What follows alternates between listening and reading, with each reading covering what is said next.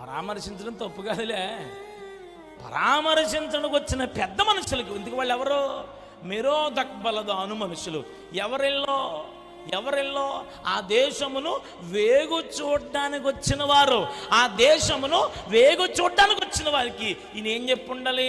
నా బలం కాదురా, నా గొప్పతనం కాదురా, నా దేవుని గొప్పతనం అని దేవుణ్ణి చూపించడానికి బదులుగా తనకున్న వాటిని చూపించాడు. కాబట్టి దేవుడు చెప్పాడు, in the days to come his house will be invaded by the troops of Babylon.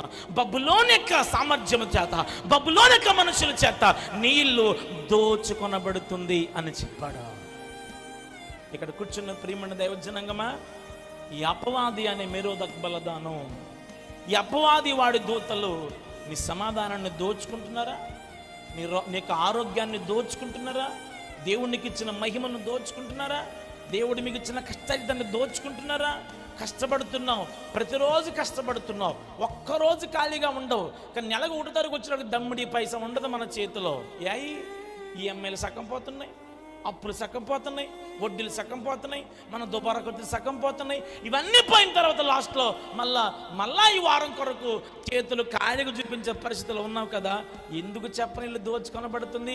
మరో మాటలో మన శ్రమ ఎందుకు దోచుకొనబడుతుందో చెప్పనా? మన సంసారం అని సాగరం, వై వాజ్ ఇట్ ఇన్వాజిన్, అది ఎందుకు దోచుకొనబడుతుందో చెప్పనా? అలా కారణం ఏంటి చెప్పనా? యేసును చూపించాల్సిన మనము చూపించడం లేదు కనుక. దేవుణ్ణి చూపించాలి. నీ పొగరుబోతనాన్ని కాదు, నీ గొప్పతనాన్ని కాదు,